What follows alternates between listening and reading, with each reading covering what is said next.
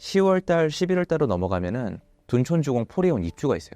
이게 그냥 넘길 수 있는 이벤트가 아니라 초대형 이벤트예요. 왜 그러냐면 역사를 놓고 설명드리면 2018년 12월에 헬리오시티 9,500세대 입주가 있었어요. 그때도 데미지가 엄청났어요. 2018년 12월부터 2019년 6월까지 수도권 시장 자체가 침체가 됐었어요. 둔촌주공은 걔네보다 더 세요.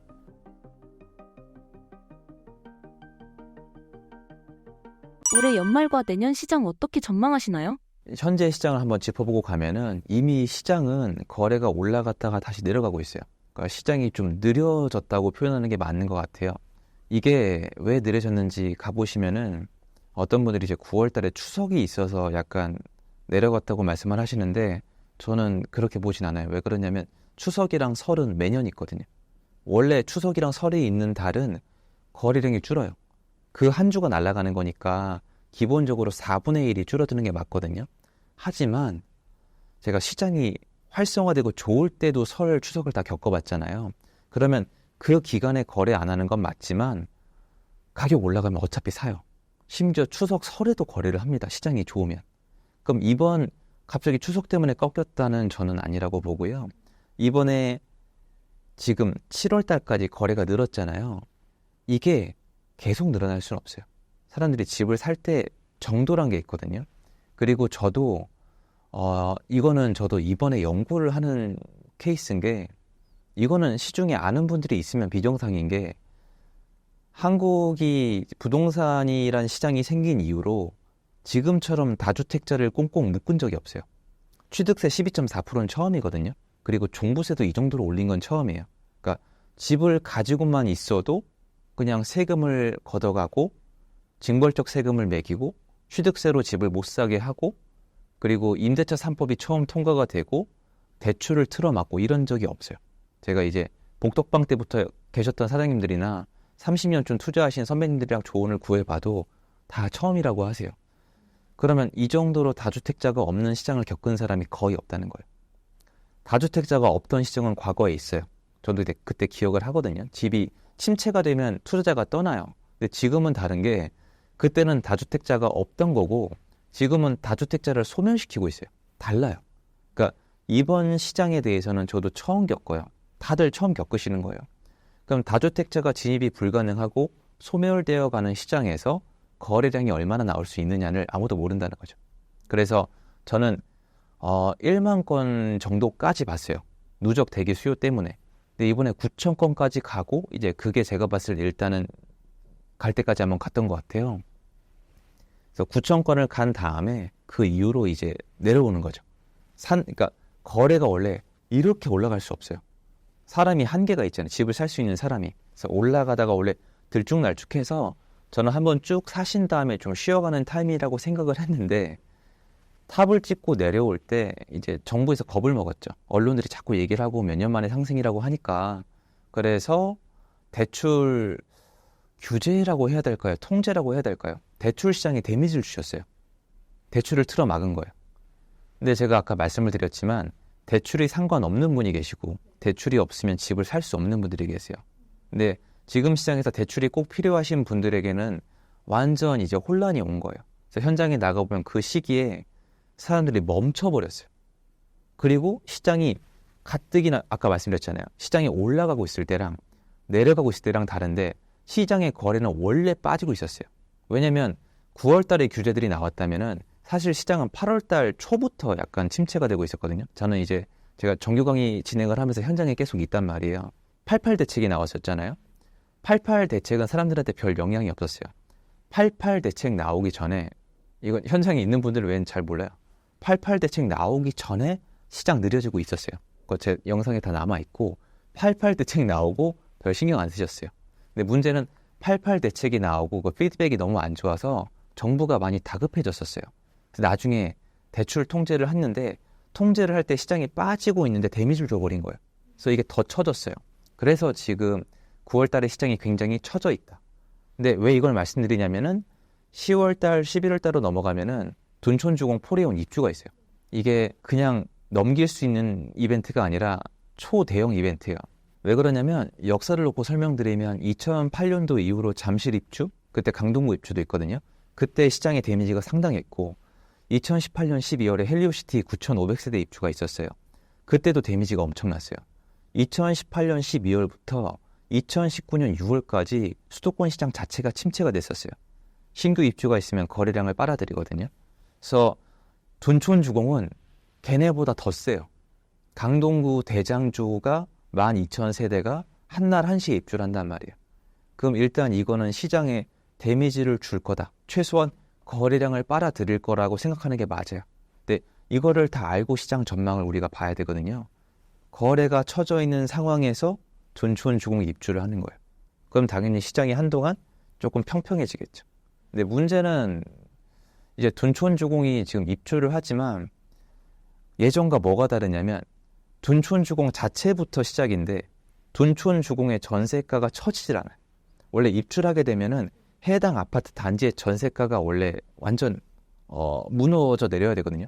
옛날에 잠실 입주할 때도 그렇고 헬리오시티도 마찬가지고 잠실 때가 제일 심했는데 소위 전세가 헐값이란 얘기가 나와야 되는데 지금 둔촌주공 전세가 더 지켜봐야 되겠지만 입주가 아직 시작이 안 됐으니까 버텨요. 이게 검단 신도시도 이렇거든요. 그러니까 결국에는 수요가 있는 거예요. 이 정도 가격에 이 정도 신규 공급이면 나는 들어가겠다. 그리고 둔촌주공의 조합원들이나 수분양자들 있잖아요. 이분들이 예전에 비해서 다주택자, 그러니까 그냥 치고 빠질 분들이 제가 그냥 뇌피셜로 적을 거예요로 하는 게 아니라 적을 수밖에 없어요. 예전이면 주택이 여러 개인데 분양권 하나 뭐 하나 해놓으신 분들이 야 지금 초피 먹고 나간다 아니면 뭐 야 중간에 난 프리미엄 먹고 나간다 이런 표현들을 속된 말로 하시고 막 떴다방도 있고 이랬는데 지금은 그게 안 돼요. 지금은 주택 하나 남긴단 말이에요. 그러면 둔촌주공 수문양자 중에 상당수가 그 정도 입지면은 그게 똘똘한 한 채일 확률이 높아요. 그러면 그분들이 지금 뉴스에 보면은 대출이 막혔으니까 둔촌주공 수분양자들이 발을 동동 굴린다고 하세요. 이게 문제예요, 부동산 시장이. 저처럼 현장에 팀을 이끌고 나가 있으면은 입장을 바꿔서 우리가 생각을 해봐요. 둔촌주공 수분양자들이나 지금 조합원 분들은 지금 둔촌주공 가격이 20억 중반대까지 올라가고 있고 그 이상도 얘기를 하세요. 이제 헬리오시티보다 비싸단 말이에요. 헬리오시티가 지금 23억이에요. 둔촌주공은 24억, 25억 얘기하세요. 여기가 좀 분양가가 15억이 안 됐어요. 조합원들은 더 심해요. 저는 지금 보수적으로 말씀드리는 거예요. 수분양자들이 10억이 올랐어요. 근데 이 10억이 오른 분들이 분양받을 당시에 경쟁률이 4대1이 안 됐어요. 말이 안 되는 거죠. 왜 그랬냐면 하락을 말씀하시는 분들이 이거 악성 미분양 난다, 망한다, 이거 받으면 폐가망신한다고 언론이랑 같이 대대적으로 홍보를 하셔가지고 사람들이 잔뜩 겁을 먹었고 34평, 84가 대출이 안 나올 수도 있다고 얘기를 했어요. 은행에서. 그러니까 그때까지 계속 통제를 한 거예요. 84를 받으신 조합원들이나 수분양자들은 대출이 안 나올 걸 대비하고 받은 분들이에요. 그래서 경쟁률이 3점 몇 대 1이 나왔어요. 말이 안 되는 경쟁률이에요. 지금으로 따지면 로또 청약이었거든요. 그럼 저 이 히스토리를 다 알잖아요. 어떤 결론이 나오냐면은 둔촌주공이 12,000세대 동시 입주, 세대수가 엄청난 건 무조건 팩트예요. 데미지가 있어야 정상이에요. 역사적으로. 데미지가 없으면 말이 안 되는데 문제는 우리가 인정해야 되는 게 이런 시장은 처음이에요. 거기를 가지고 계신 분들이 옛날에 비해서 체력이 강할 뿐만 아니라 준비가 되어 있을 확률이 너무 높고 집값이 시작부터 10억이 올라 있는데 발을 동동거리시는 분은 없어요. 도대체 뭘 보고 발을 동동거리는지 모르겠는데 지금 전세가가 9억이에요. 근데 대부분의 분들이 10억 초반대나 10억 정도의 이 집을 가져왔단 말이에요. 지금 거래가 아직 안 됐잖아요. 수분양자 분들이잖아요. 그럼 그 정도 금액은 이미 대비가 돼 있단 말이에요. 현장 나가면 대출 규제 때문에 스트레스를 느끼시는 분들이 계신 거지 발을 동동거리고 있지는 않거든요. 그럼 이 변수들을 합쳐봤을 때 많은 분들이 둔촌주공 입주 때문에 시장이 침체됐다고 하겠지만 시장은 이미 침체돼 있어요. 예전에 비해서. 둔촌주공 데미지가 생각보다 별로 없다면은 이 정도 약간 보합 정도로 시장이 지나가 버릴 수도 있습니다. 문제는 많은 분들이 부동산 시장을 주식처럼 봐요. 내가 사면 바로 올라야 되고 그리고 당장 눈앞에 뭔가 자극적인 매매 지표가 나와야 되는데 이제는 다주택 투자가 어렵기 때문에 무조건 시청자분들이 2년을 보셔야 돼요. 집을 사고 2년 후에 파는 거란 말이에요. 그럼 여러분들이 이거 놓치시면 안 되는 게 시장이 당장 가격이 안 올라가도 내가 현장에 나가서 지금 가격을 얼마나 저렴하게 살 수 있는가, 매도인들이 얼마나 괜찮은 가격에 매물을 내놓고 있는 시장인지에 대해서 아셔야 돼요. 이거는 주식 호가창이 아니에요. 매도인한테 내가 거래를 통해서 가격을 정하는 거예요. 그럼 매도인들이 어떤 상황인지에 따라서 다르거든요. 그럼 이번에 보합세로 지나가더라도 둔촌주공 입주 기간이니까 서로 이동을 해야 되잖아요. 그럼 괜찮은 호가의 매물들이 나올 수가 있어요. 데이터상 가격이 꺾이지 않더라도요. 그럼 문제는 이 기간이 지나갔다고 쳐봐요. 그럼 입주가 끝났잖아요. 둔촌주공이 입주가 있음에도 불구하고 보합이라는 뜻은 뭐냐면은 수급이 수요가 더 강하다는 거예요. 그럼 둔촌주공 입주가 끝나고 나면 25년부터는 경기도를 시작으로 본격적으로 입주 물량이 줄어들어요. 경기, 인천, 서울. 26년도부터는 서울을 본격적으로. 25년도부터는 전국의 입주 물량이 줄어들어요. 그럼 그 다음부터는 전세 상승의 압박과 더불어 매매가 상승을 예상하는 게 저는 수급상 맞다라고 지금 보고 있거든요. 집값 상승이 예고된 상황에서 무주택자는 어떻게 대응해야 할까요? 무주택자분들은 제가 사실은 이제 집 사라 그래서 많은 비난을 들었던 사람이거든요. 근데 저는 이제 많은 분들이 보시는 채널이니까 그 얘기를 하고 싶어요. 하락을 말씀하시는 분들이 당연히 그 말이 맞을 수도 있고 미래는 신의 영역이 맞습니다. 저도 이번에 정말 많은 걸 느끼고 배웠고 마음에 무거운 걸 얹고 방송을 해요. 아직도. 근데 하락을 말하시는 분들에 대해서 여러분이 하나는 더 아셔야 돼요. 집을 사지 말라는 거는 집을 사지 말라는 거기도 하지만 월세나 전세로 살라는 뜻이에요. 근데 그 얘기는 안 하시잖아요. 여러분 평생 월세로 사세요. 지금 당장은 월세로 사세요. 지금 전세로 들어가세요. 왜냐면 이제 전세가 지금 시장에 문제가 많잖아요. 전세 수요를 좀 줄일 필요도 있어요. 근데 전세 수요를 줄이려면은 이 사람들이 월세로 가든 매매로 가야 되는데 집을 사라고 얘기하면 잡아먹는 세상에서 누가 집을 사라고 하겠어요. 그럼 전세로 가라는 거잖아요. 그럼 전세 수요가 너무 많다 보면 사건 사고가 터질 수도 있는 거거든요. 근데 사람들은 집을 사지 말란 말은 환영을 하는데 전월세로 살란 얘기는 싫어한단 말이에요. 근데 이게 같은 말이에요. 아니면 여러분 올라오지 말고 고시텔 가세요. 아니면 부모님 집에 계속 얹혀 사세요. 아니면 뭐 기숙사에서 계속 거주하세요. 다 무책임한 얘기거든요. 전 그걸 회피하는 게 싫어요. 제 과거가 그래서 발전이 없었거든요. 지금 제가 쭉 말씀드린 내용을 감안하시면은 전월세가 좋은 선택이 아니에요. 그러니까 무주택자분들이 전월세로 전략적으로 거주하시면서 청약을 노린다. 내가 가점이 높다. 그럼 오케이. 근데 신규 입주 물량이 줄어드는 거 뭐냐면은 앞으로 괜찮은 분양 물량도 준다는 거예요. 왜냐면 제가 시행사업도 하지만 사업이 어려워요, 지금. 그래서 저는 무주택자분들은 전략적으로 전월세를 가는 건 오케이. 괜찮지만 그냥 매매 가격 자체가 너무 불안해서 매매를 하지 않기 위해서 전월세로 간다면은 전월세 시장이 불안할 수 있다. 그래서 이 모든 걸 놓고 비교해 봤을 때는 매수, 내 집 마련이 좋을 거라고 말씀을 드리고 싶어요. 주택을 매수할 때 어떤 입지를 눈여겨봐야 할까요? 이것도 이제 많은 분들이랑 의견을 굉장히 달리하는 건데 저도 고민을 많이 했어요. 대출을 얼마까지만 받으세요? 아니면 자금이 어느 정도 돼야지 집을 사셔야 되라고 말씀을 많이 드리는데 이상하게 집을 사는 걸 뒤로 미루시는 분들은 좀 다 그렇진 않지만 계속 못 사세요.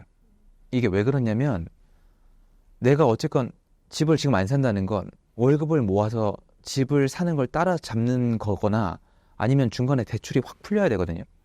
근데 이게 생각보다 잘 안 돼요. 저희 어머니가 25년을 새살이를 하셨어요.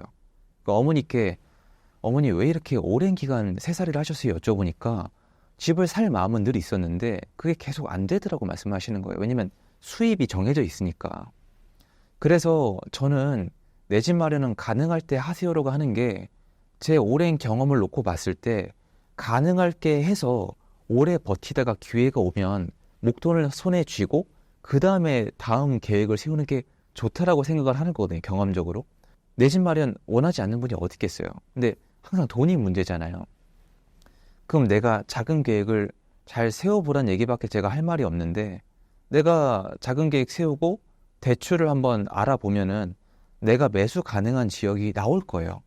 그 지역 안에서 여기 지역은 매수해도 괜찮은지에 대해서 공부를 해보셔야 되겠죠. 당연히. 지금 타이밍이 여기를 매수해도 되는지에 대해서는 본인이 공부를 해보셔야 돼요. 근데 이것뿐만이 아니에요. 여러분께서는 이 지역에 지금 내가 전세로 들어가는 게 괜찮은지도 공부를 해보셔야 돼요. 이제는 임차인이든 임대인이든 뭐가 됐든 간에 공부를 하고 나서 선택을 해야 돼요. 왜냐면 신규 공급이 줄어들고 있기 때문에 내가 고를 수 있는 아파트가 많지가 않단 말이에요. 아파트가 부족하다는 거예요.